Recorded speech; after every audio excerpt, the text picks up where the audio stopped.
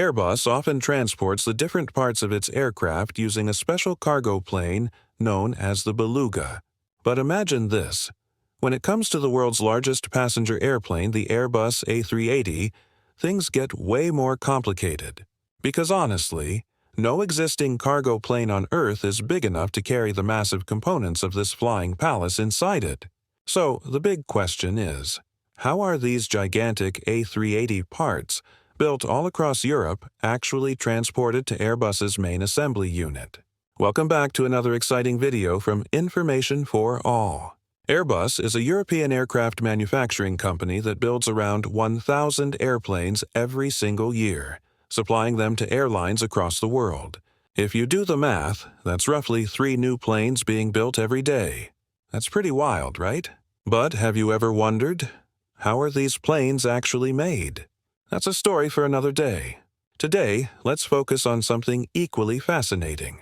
How do all those massive parts built in different corners of Europe end up in Toulouse, France, where Airbus's main assembly unit is located? Airbus's logistics network is one of the most complex in the world, combining sea, river, land, and air routes all at once. The airplane parts are produced in multiple European countries, then gathered in one place to create a single, beautiful aircraft. It's not an ordinary operation. It's the result of decades of brilliant engineering and logistics planning. Back in the 1960s, major European nations like France, Germany, Spain, and the UK came together with a dream: to compete with the American aircraft giant, Boeing. Their goal was to form a powerful alliance capable of producing large commercial airplanes. But there was one major challenge. Airbus had 11 different production sites scattered across Europe. Each site specialized in something unique. In Hamburg, Germany, they build the tail sections. In Saint-Nazaire, France, they produce the central compartments and nose sections. In Broughton, England, the wings are made. And in Cádiz, Spain, there's a dedicated factory for the tail assembly. Once all these parts are manufactured, a new challenge begins: transporting these football field-sized components to Toulouse, France, for assembly. In the early days, when Airbus didn't have that many orders, they used trucks and ships to deliver the parts. But that process was painfully slow. It could take months for a single delivery. As demand started booming, waiting months for deliveries became a serious obstacle to growth, especially when they had to produce 3 planes per day. So Airbus came up with an extraordinary solution. In the Arctic Ocean, there's a whale known for its melodic calls, the beluga whale. Inspired by its unique shape, Airbus designed a brand new cargo aircraft in 1994 and named it Beluga. This plane's only purpose was to carry huge and heavy aircraft parts that no other plane could handle. The Beluga has some incredible features that make it unlike any other cargo aircraft. In terms of size, it's about 56 meters, 184 feet long, which is even longer than an Olympic-sized swimming pool. It stands 17 meters, 56 feet tall, making it as high as a 7-story building. Inside, its cargo bay is so spacious that you could literally fit 182 Suzuki Alto cars in it. Its most unique feature is the nose section, which opens upward like a car's hood. This design makes the loading and unloading of large airplane parts incredibly easy. For example, an A350 wing pair, each about 32 meters long, fits comfortably inside the Beluga's fuselage. Just one pair of these wings costs about 40 million euros. That's roughly 400 crore rupees. So you can imagine how carefully these parts must be handled. Even the slightest damage during loading could cost a fortune, which is why every step of the process is done with extreme precision and care. In terms of speed, the Beluga changed everything.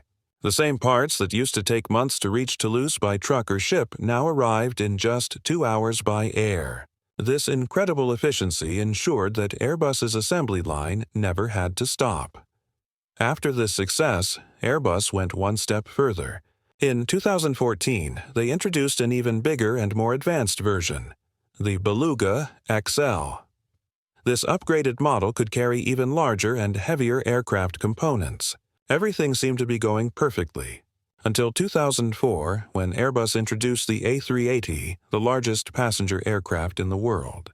Its fuselage stands 8.4 meters high and the wings stretch up to 16 meters near the center.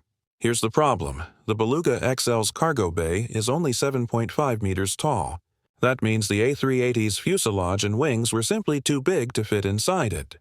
Building an aircraft in separate sections makes assembly much easier. But when it comes to the wings, that's a completely different story. The wings are built as a single piece because they hold the fuel tanks and hydraulic lines, and they take on the most stress during flight. If they were built in smaller parts, it could lead to structural weakness or even fuel leaks, something absolutely unacceptable in aviation. Now, when Airbus started working on the massive A380, transporting its giant components from different parts of Europe to Toulouse became a serious challenge. At first, Airbus considered building an even larger cargo plane, the Beluga XXL, but there were too many problems. They would have to completely redesign the aircraft, increase engine capacity, and invest billions of euros in development. And here's the catch. The A380 was so huge and expensive that only a handful of airlines in the world could actually operate it. The demand wasn't high enough to justify building a brand new cargo plane just to transport a few A380 parts. So Airbus dropped the Beluga XXL idea.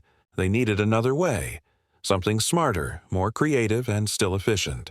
And this is where the story of the Super Convoy begins, a journey that combines land, river, and sea to transport the biggest aircraft parts ever made.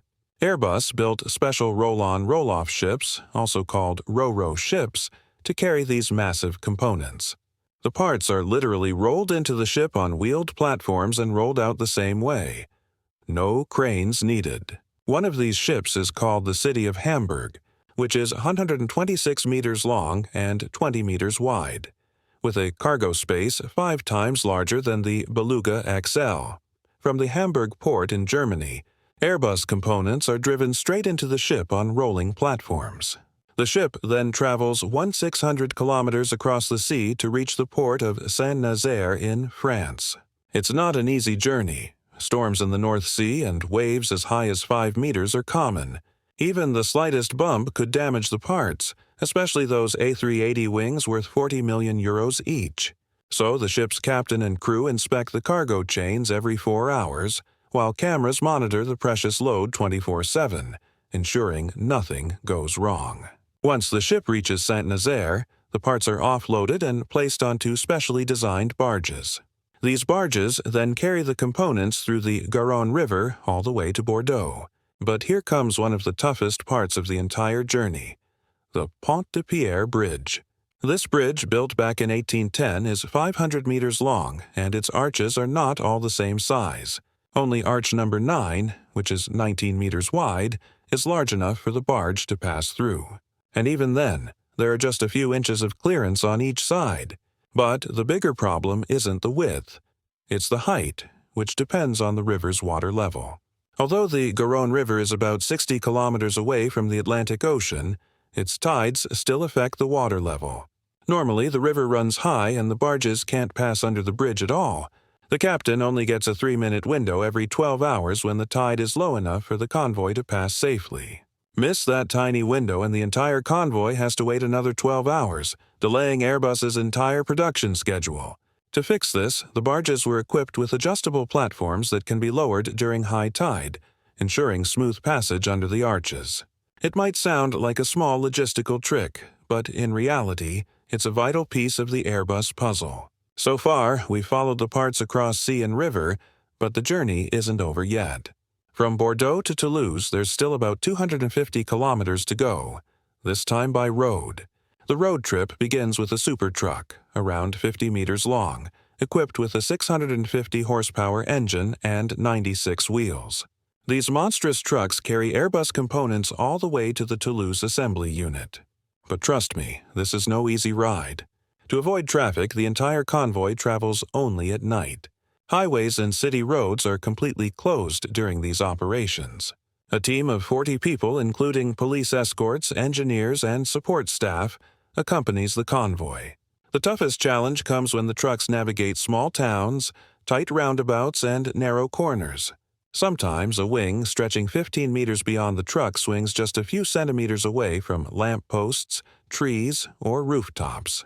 Finally, after this intense journey, the parts reach the Toulouse assembly unit. Thanks to Airbus's high-tech systems, it takes only a few hours to assemble them together.